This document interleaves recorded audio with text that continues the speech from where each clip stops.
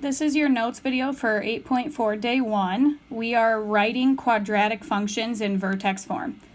So we have been working in standard form, okay?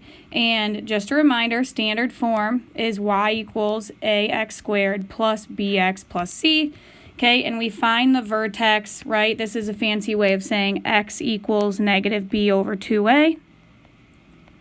And then basically plug it in to get the y. So that's what we've been working on to graph and do our earlier lessons. Now we're going to do vertex form. And so when we look at vertex form, we have a few new things. Okay? So we still have an a value. Those are the same. So I want to point this out. The a and the a are the same. And then the h and k is the vertex. So we're going to find the vertex the same way, but we're going to call it h and k because we already have an x and y in an equation, so we don't want to get confused. So I want you to pause the video right now and write down the 3 steps to the side. I'm going to read them to you first. Maybe then you can hit pause because I'm going to jump right into some examples. 1, we're going to find the vertex, which again is hk, and we do that by doing x equals negative b over 2a, and then taking that value and plugging it in to find y. Number 2 is going to identify the a value of the function. And then number 3 is taking it and putting it together to write the equation in vertex form. So I'm going to go ahead and start example 1. I am going to find the a value. So when I find this a value, okay, that's not true. I'm going to start with the vertex. X equals negative b over 2a. So again, this is from the quiz. We hopefully are decent at this. So negative 4 becomes positive 4 over 2 times 2, which is 4 over 4, and 4 over 4 is 1. So x equals 1, and I'm going to plug that in now to find my y value. So I'm going to plug it in. Y equals 2 times 1 squared minus 4 times 1 minus 4. And this is, let's see, 2 minus 4 minus 4. Negative 8 plus 2 is negative 6. So my vertex, okay, is 1, negative 6, and just a reminder, this is h and k in the equation. Then I'm going to step 2 is identify the a value. So the a value in my equation is 2. So I'm going to take that 2 and I'm going to go ahead and write that there. And then once I'm done with those 2 things, we can actually write it into our vertex form equation. So y equals a x minus h squared plus k. And so this is my equation. I'm going to plug the a value in. I'm going to plug my h value in and my k value in, and then I have my equation. So y equals 2 times x minus h, which is 1, so x minus 1 squared, and then plus k, but k is negative, so it's minus 6. So there's our equation. And then we can just kind of repeat this process a few times. So doing it again, I'm going to find the vertex. X equals negative b, so 1 over 2 times negative 3 is negative 1/6. And then I have to plug this in to find y. So y equals negative 3 times negative 1/6 squared minus 1/6 minus 8. Okay, and at this point I would use your calculator to make sure you're getting a value because the fractions make it a little bit challenging.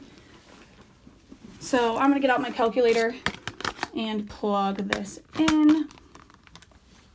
-3 times -1 divided by 6.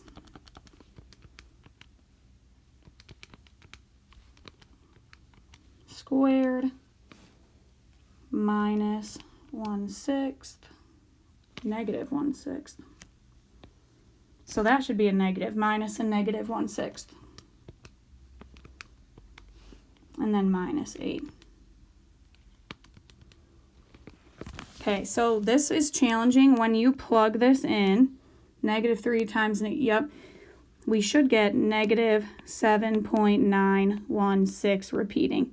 So on your calculator, I remember talking about like the second ABC button or the second PRB button. Those change your decimals into fractions.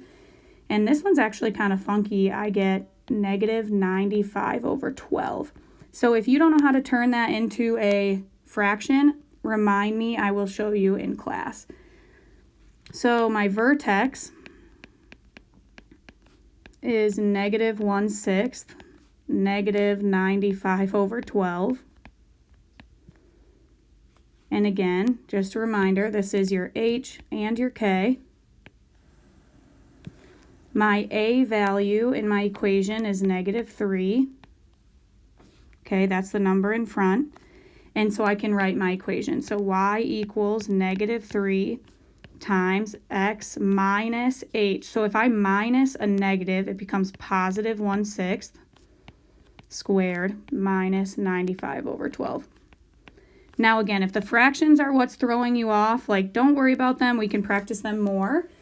Okay, as long as we can do it with whole numbers for today, we're off to a good start. All right, number 3 on this page. So same thing. I want you to be careful though. A is 2, B is 0, and C is -6. So we want to make sure we're paying attention that there's no B value. So x equals -b, so 0/2 times 2, which is 0. Then I can plug in x to find y. So y equals 2 times 0 squared minus 6 is going to give us -6. So our vertex is 0, -6. Remember, this is your H and your K. And my A value is out front. We already identified that. A is equal to 2. So writing this equation, y equals 2, x minus 0 squared minus 6. Well, we shouldn't have minus 0 because that's not a value, so we want to simplify.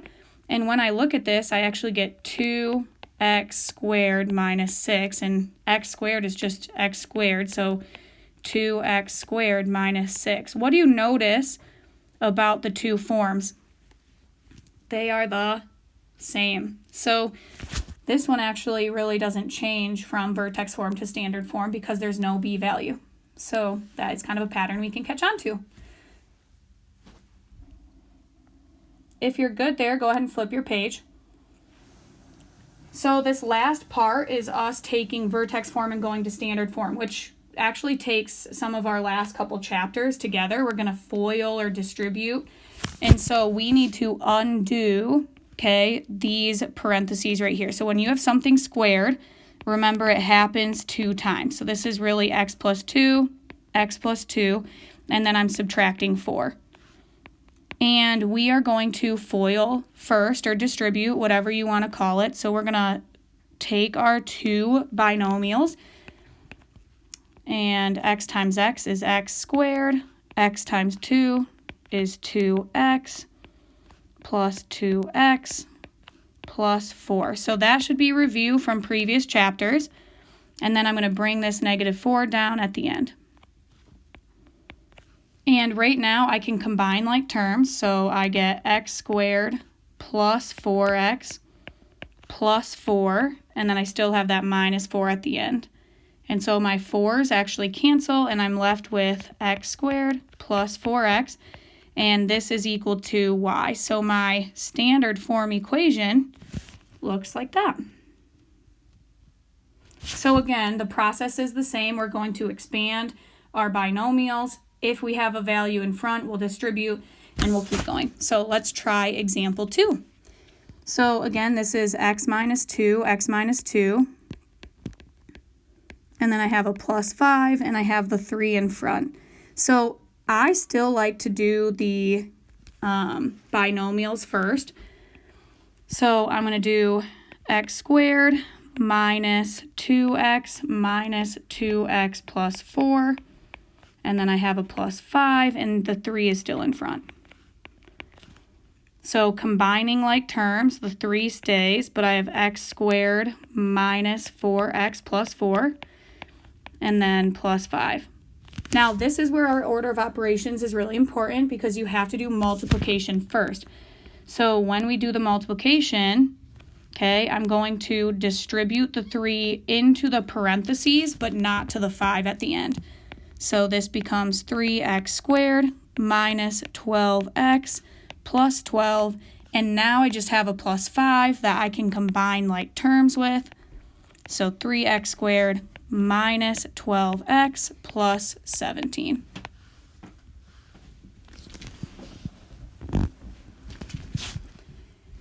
And then the last example, okay, so I'm going to go through it again. Y equals negative 2. I'm expanding the x plus 5. It happens 2 times. And then minus 3. So negative 2. Okay, and I'm going to let you go ahead and pause the video and expand this on your own. So I'm going to skip a step, but I encourage you to pause it. And you should get to x squared plus 10x plus 25. And again, order of operations, we're going to take our 2 out front, and we're going to distribute. So y is equal to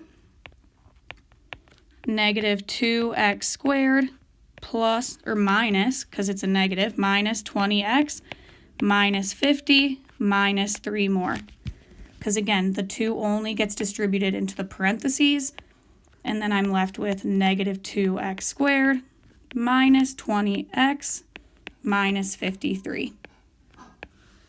So again, we're just taking standard form and going to vertex form and going to standard form.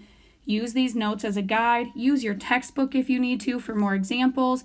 Ask a friend. And